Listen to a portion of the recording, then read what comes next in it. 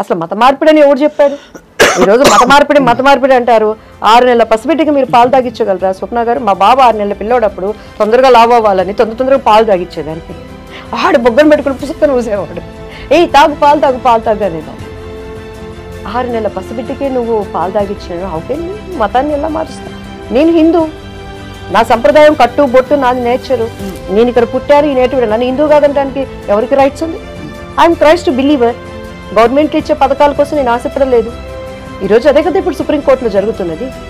నా దేవుడు నాకు పోషించుకునేవాడు. నేను క్రీస్తు విశ్వాసిని, ఆయన మార్గాన్ని నేను ఎంచుకున్నాను. బట్ నాకు చెప్పడం నా ధర్మం. వినకపోతే నీ ఇష్టం. కరోనాకి ఎన్ని మందులు వచ్చినాయండి? వ్యాక్సిన్ పాటు ఇప్పుడు కూడా చాలా మంది గొప్ప గొప్ప హీరోలు, శివరాజ్ కుమార్ గారు కానీ, మిథున్ రెడ్డి గారు కానీ, కొంతమంది దానివల్ల అప్సెట్ అయ్యారు. కొంతమంది ఆయుర్వేదం వాడారు, కొంతమంది హోమియో వాడారు. ఎవరి విశ్వాసం వాళ్ళది. చెప్తున్నాను నేను. ఈరోజు స్వప్న నమ్మితే ధన్యులు, నమ్మకపోతే మన ఇష్టం. అది మనం బలవంతం పెట్టలేదు నిన్ను రమ్మని. నన్ను ఎవ్వడు బలవంతం పెడితే నేనే క్యాండిడేటా? అస్సలు కాదు. ఇప్పుడైతే దివ్యవాణి గారు ఫైర్ బ్రాండ్. దివ్యవాణి గారు అంటే ఫ్లవర్ కాదు, ఫైర్. ఇప్పుడు పుష్ప అంటే అదే.